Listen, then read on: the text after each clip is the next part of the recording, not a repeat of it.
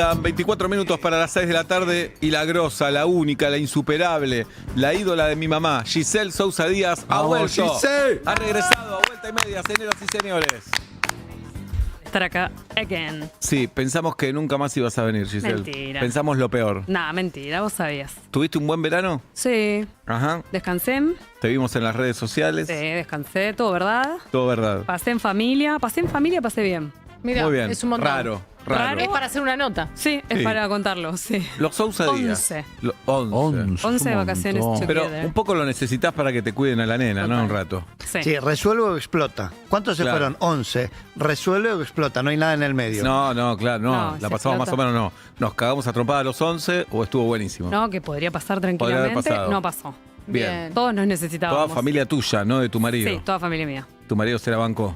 Él la pasaba espectacular. Muy bien. Lo atienden, lo quieren, lo maternan. Ajá. No tiene que hacer nada. Es verdad. Si el chabón cae bien en la familia de ella, él es un rey. Tiene todo servido. Lo tratan mejor que a ella. Olvídate. 2 chistes y ya está. Ya Mi está. mamá es la mamá de todo. Olvídate. Es increíble, Sí, sí. increíble. Eso hacen ustedes. Es verdad. Giselle, los Señor. Sousa Díaz, ¿veraneaban cuando eras adolescente? Sí. ¿Dónde iban? Íbamos a Gesell. A Gesell. Muy bien. Llevamos amigas Ajá.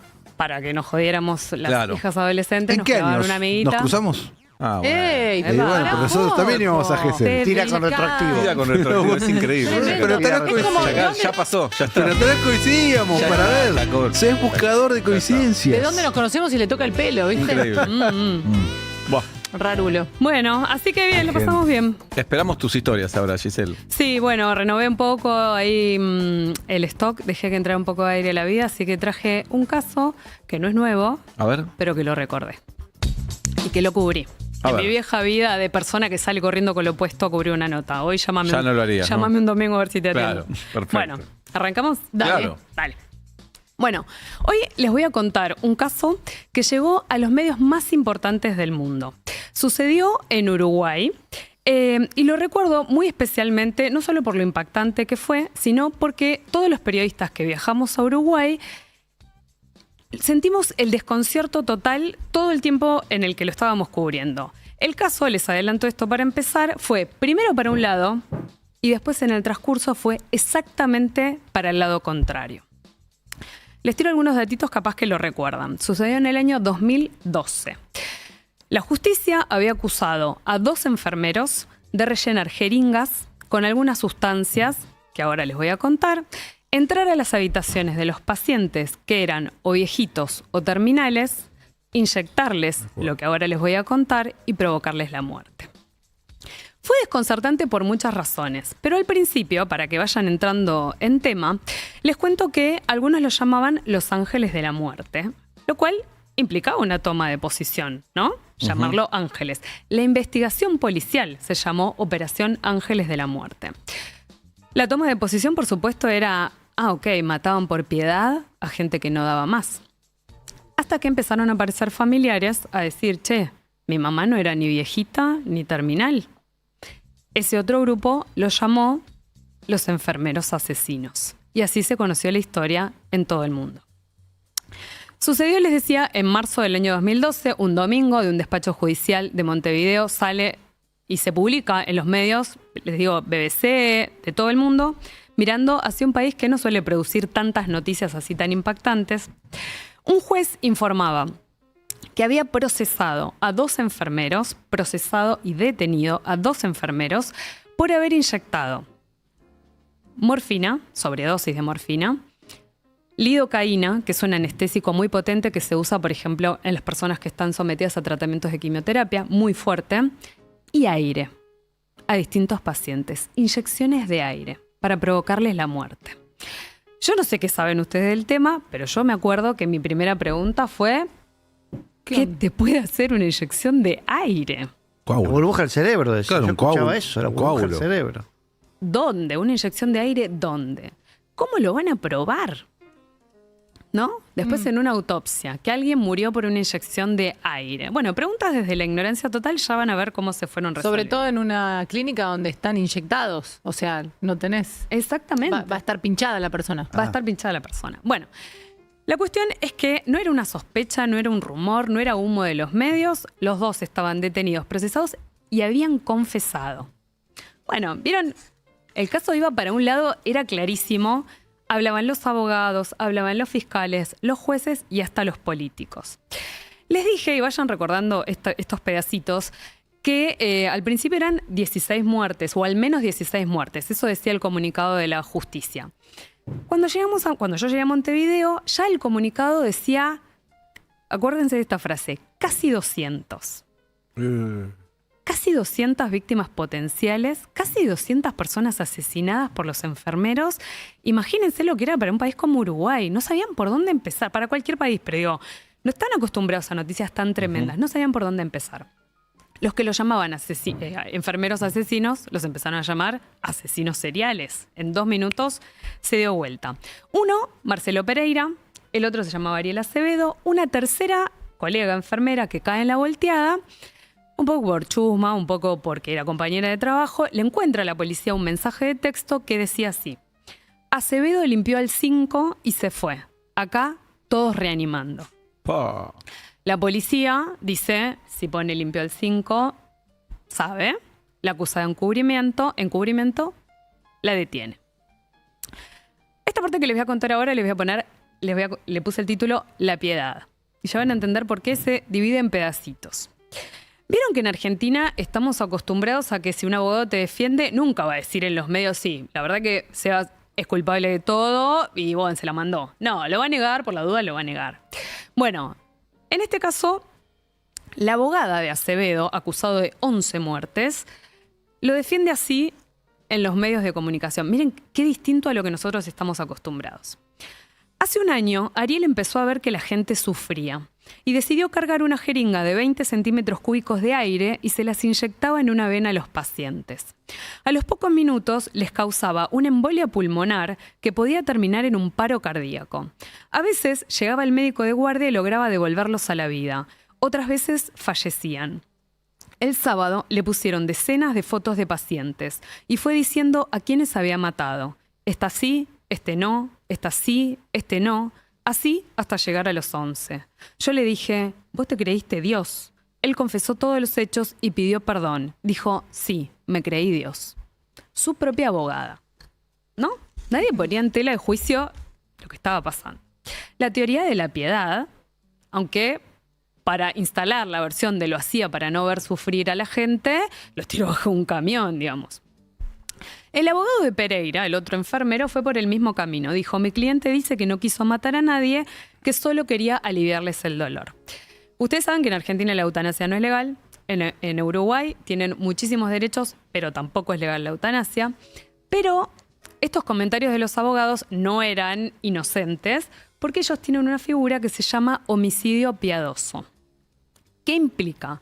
Que un juez puede liberar de la pena a una persona que comete un crimen por piedad, siempre y cuando, y anda a probarlo, que la otra persona le haya suplicado en reiteradas ocasiones que terminara con su vida. Así que los abogados apuntaban a eso.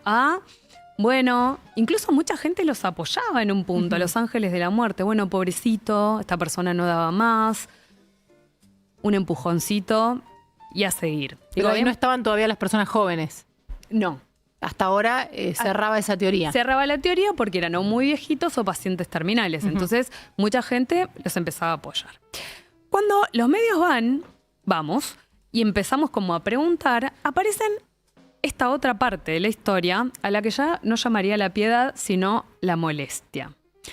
Empezaron a ver de dónde salía la historia y nos dimos cuenta que esto partía de una denuncia anónima que había hecho una compañera de trabajo, esta empleada que lo venía siguiendo y que le veía como actitudes sospechosas, y que varias compañeras de trabajo decían que lo veían entrar a las habitaciones donde estaban los pacientes ya de noche por dormirse, manipular las vías por donde les pasaban la medicación y salir de la habitación, y a veces esos pacientes entraban en paro.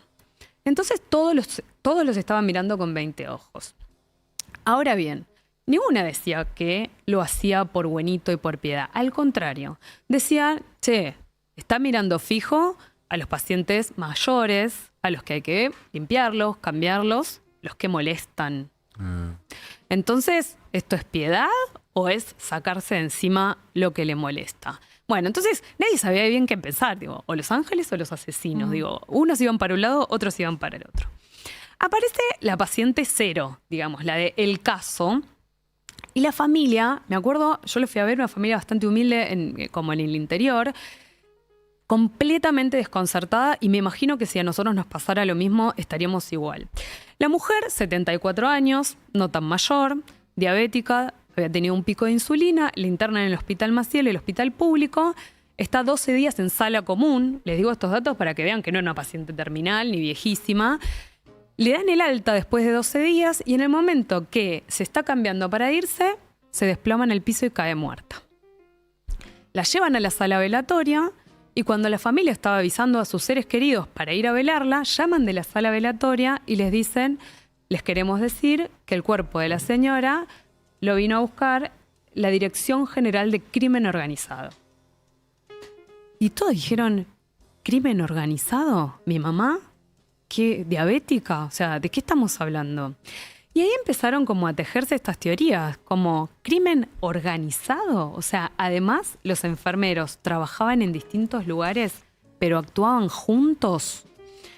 Bueno, ya les dije fiscales, jueces, los propios abogados. Uruguay. El ministro del Interior de Uruguay sale a los medios y da otra versión de los hechos. Le pone como una pizca hasta como de provocación o de crueldad a la historia. Y dice: yo creo que no actuaban juntos, pero que sí uno sabía lo que hacía el otro, se conocían ellos dos, y estaban librando una suerte de competencia silenciosa.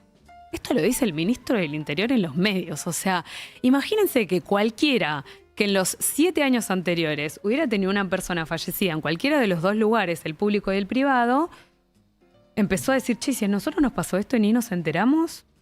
Así que todo el mundo perseguidísimo pensando que podía ser tu muerto parte de esta historia. ¿Quién falta en esta historia en el año 2012 en Uruguay? ¿Quién? El Pepe Mujica, Ah, que por supuesto también era presidente de él en ese momento. sale a dar su versión de los hechos e instala una tercera teoría, que no es ni la piedad, ni la molestia, sino la teoría del quemado. Muy Pepe Mujica. Dice: no le llevemos a la población la idea de que todos los enfermeros están locos, enfermos o son asesinos. Veamos en qué condiciones trabajan, no fuera cosa que por tantas horas lidiando con la muerte estuvieran sufriendo burnout, el famoso síndrome del quemado. Que se hubieran equivocado, que lo hacían sin querer. Les juro, yo me acuerdo de que nadie sabía bien qué pensar. No fuimos, como nos vamos siempre los periodistas, sin saber cómo terminan las cosas. Pasaron 3 años. Y en esos 3 años todos dimos por hecho de que iban a ser condenados, de que el caso estaba recontraprobado, y hasta habían confesado y estaban detenidos desde entonces. 3 años después empieza el juicio, en el año 2015, los 2 enfermeros detenidos, la mujer, la botona, fue la única que había recuperado la libertad. Se les imputaba el delito de homicidio muy especialmente agravado en reiteración real. 14 y 16 años de prisión. Listo, marcha de preso, no había mucho debate. Ni siquiera parecía un juicio muy picante para cubrir, porque cuando está tan cantado... Y acá es donde el caso se va completamente para el otro extremo. ¿Qué ve la justicia? La justicia dice: bueno, ¿qué pasó con las confesiones? Cuando los medios no fuimos, los 2 enfermeros dijeron: confesamos bajo presión. Cuando los medios de todo el mundo estaban mirando Uruguay, nos recontrapretaron. Nosotros dijimos que nosotros fuimos, nosotros no hicimos nada a propósito. A mí me dijeron que se iban a meter con mi mujer. No es verdad. No es verdad que nosotros provocamos las muertes a propósito. Las confesiones en sí mismas no tienen un valor como para meterte preso, se tienen que sumar con otras pruebas. Pero en este caso incluso hasta se podía plantear la nulidad de todo, porque digo, si las confesiones eran truchas o bajo presión, afuera las confesiones. ¿Por qué la jueza les creyó? A ellos, cuando los hicieron confesar, les mostraron fotos de los pacientes fallecidos. Y cuando la jueza va a ver, resulta que los 2 habían reconocido haber matado gente días en los que no habían ido a trabajar. Entonces la jueza dijo: efectivamente, Tiene sentido. acá hay algo raro. Autopsias. De esos 200 casos, se hizo la autopsia a un caso. Piensen que en un momento todo el mundo dudaba de su propio familiar, pero en concreto había un cuerpo, que es el de esta mujer diabética, que se habían llevado de la sala velatoria. La autopsia mostró que sí le habían dado morfina unos días antes, tenía muy poquito, no ese día, y que la morfina no le había causado la muerte. Todos dijimos, ¿y ahora? Cuando se pusieron a unir los puntos, se dieron cuenta de que el enfermero había llegado a atender a esta mujer cuando ya se había caído desplomada, no antes. Y ahora, 1077 días presos. Los 3 forenses que se pusieron a analizar las historias clínicas, una por una, todas las historias clínicas, no encontraron en ningún caso factores externos que hubieran provocado las muertes de todas esas personas.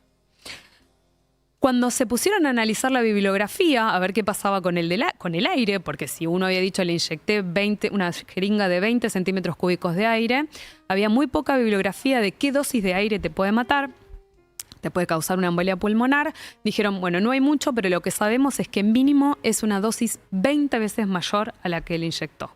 Por lo cual, nada. El mensaje de texto. Acevedo limpió el 5 y se fue.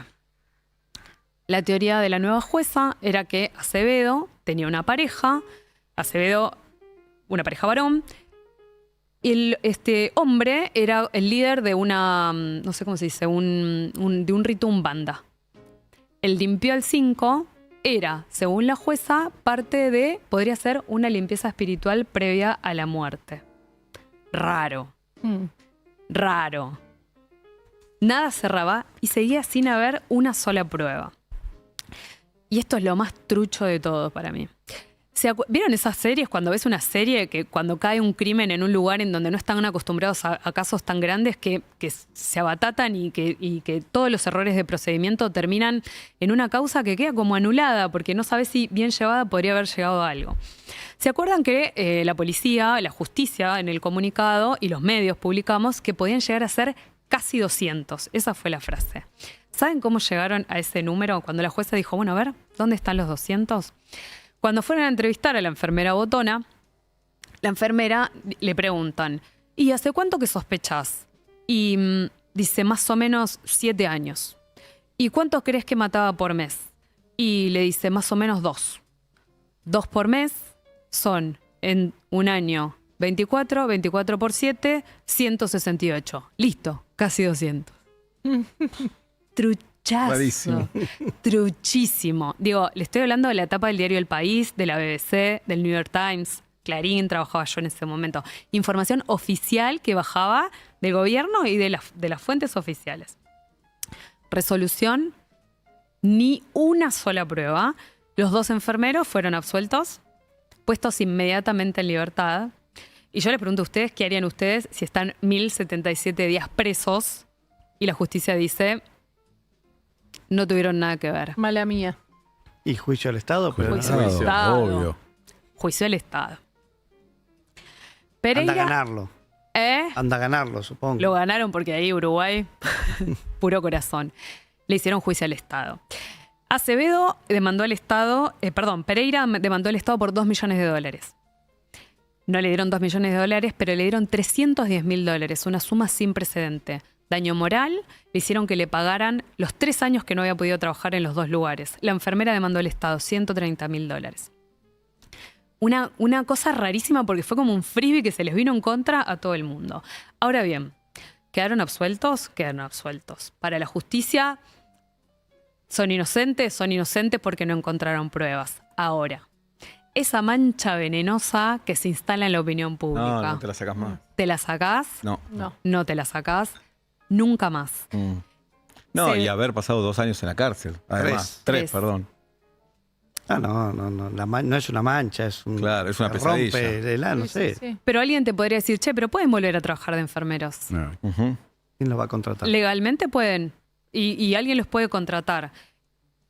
¿Volvieron? No volvieron. De hecho, Acevedo se dedica a hacer changas, reparte vino en un camión con su indemnización y no volvieron.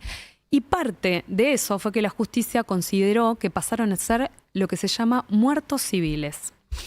Y para entender, y con esto cierro la idea de muertos civiles, es justamente esto, que el peso que tiene a veces lo que decimos todos en la opinión pública, porque viene la justicia y dice, no, nos equivocamos, no hay nada y sos inocente. Pero sos un muerto civil porque no te podés volver a reinsertar. Y además el lugar común que cuando estalla el escándalo es primera plana y cuando se resuelve sale muy chiquito. Nadie está mirando. Nadie. Me quedo con esta pregunta, no para que ni la respondamos, pero para que lo pensemos. ¿Ellos pueden volver a trabajar? Sí. Ahora, si alguno de nosotros tuviera que atenderse con alguno de ellos, ¿lo haría? Eso es ser un muerto civil. Gracias, Giselle, por haber regresado a Vuelta y Media. Muchas gracias. Vas a venir ahora, ¿no? Obvio. ¿O era hoy nada más? Vuelvo, sí, ya está bien. Es Giselle Sousa Díaz en Vuelta y Media.